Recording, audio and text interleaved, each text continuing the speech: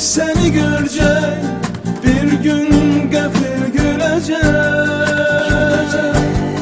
İlk gördüğüm anda vuruldum düzü.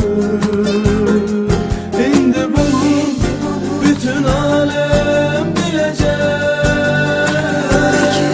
İki yürek kavuştu, bir mehabbet alıştı.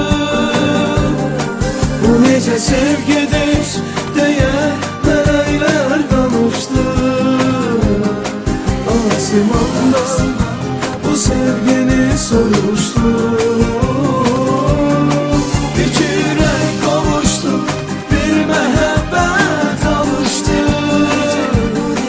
Bu nece sevgidir diye meleğler danıştı.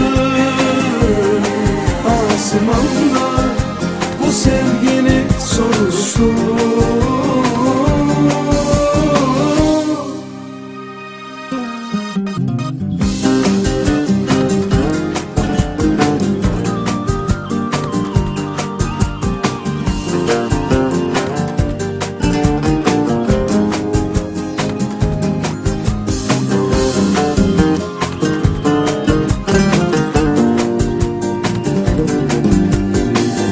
Daldığım sevgi geldi ömrüme.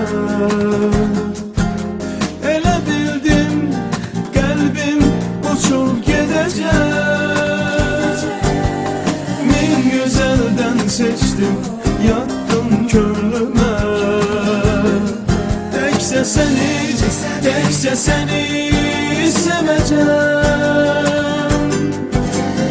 Söyleyirəm gözlerine baka baka. İki yürek kavuştu, bir mehabbet alıştı. Bu nece sevgidir diye meleğler danıştı. Asimandan bu sevgini soruştu.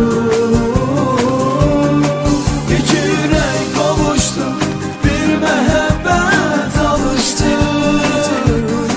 Bu nece sevgidir diye meleğler danıştı. Asimandan bu sevgini soruştu.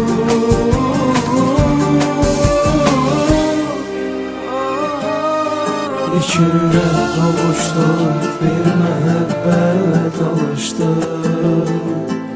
Bu nece sevgidir diye meleğler danıştı.